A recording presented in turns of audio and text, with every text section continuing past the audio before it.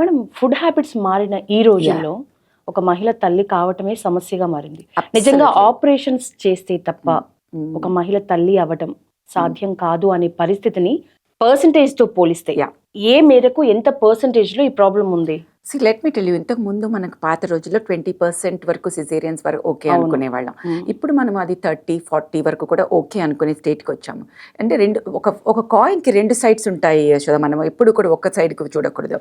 ఈ పాత రోజులకి ఇప్పటికీ మనకి వచ్చిన తేడాలు మాట్లాడుతున్నాం. ఓకే, ఒకటి మనము we have become more man type in thinking అన్ని, and men have become more feminine. అంటే ఏంటి, పీసీఓఎస్ లాంటి వ్యాధులు పెరిగాయి.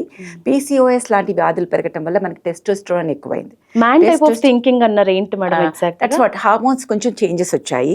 So we are having so much of testosterone in the body where మనకి కిల్లర్ ఇన్స్టింక్ట్ పెరిగింది.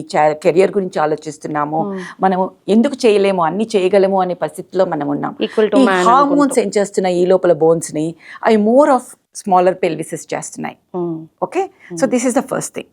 సెకండ్, మనకి ప్రెషియస్ ప్రెగ్నెన్సీస్ ఎక్కువయ్యాయి. ఎందుకని, లేట్ మ్యారేజెస్ ప్లస్ వాళ్ళు ప్రెగ్నెన్సీ ఇప్పుడే వద్దు అనుకోవటం, కావాలి అనుకునే టైంకి ఓవరీస్ సరిగ్గా పనిచేయకపోవటం, లేకపోతే బీపీలు షుగర్లు ఇవన్నీ రావటం.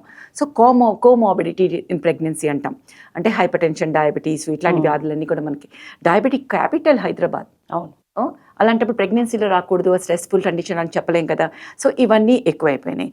సో పక్కన పెల్విస్ చిన్నగా అయింది, ప్లస్ మనము హెల్దీ బేబీ అనుకుంటూ ఆ ఫుడ్ ఈ ఫుడ్ తీసుకుని, పాత రోజుల్లో average baby 2.5 kgs, 2.8 kgs.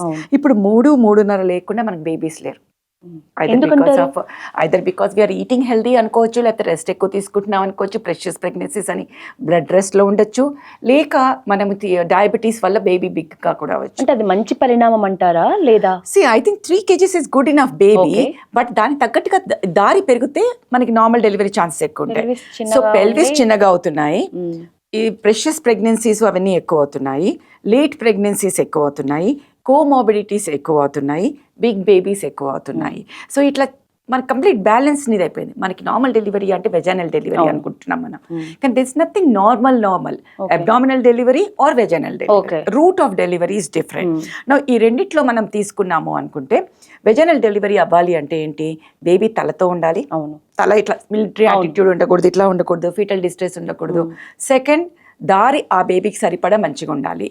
Third, బేబీకిను దారికి మధ్యలో ఏవి అడ్డం రాకూడదు, పేగు కానీ మాయ కానీ ఇలాంటివన్నీ అడ్డం రాకూడదు. ఈ 3 సరిగ్గా ఉండి అన్నీ బాగానే ఉంటే ఏదవుతుంది. అదే వెజైనల్ డెలివరీ ట్రై చేసేటప్పుడు మధ్యలో కూడా మనం ఒక్కోసారి ఎమర్జెన్సీలు చేయొచ్చు, అది మన చేతిలో లేదు. బట్ పెల్విస్ బాగుంటే we can still try for vaginal delivery. కానీ ఈ రోజుల్లో ఇంకొకటి చెత్త పరిణామం అంటే ముహూర్తం డెలివరీస్. అది మాత్రం కంప్లీట్ గా అవాయిడ్ చేయడానికి, ముహూర్తం చూసి అసలు సిజేరియన్ అయితే ముహూర్తం చూసుకుంటాము అనుకునే వాళ్ళు ఉన్నారు.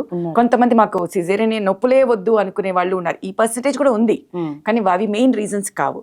కానీ ఉంటారు అలాంటి వాళ్ళు కూడా, బాబోయ్ నేను నార్మల్ డెలివరీ పెయిన్ పడలేము, లేదు మాకు ముహూర్తం కావాలి. So it is like their choice లాగా.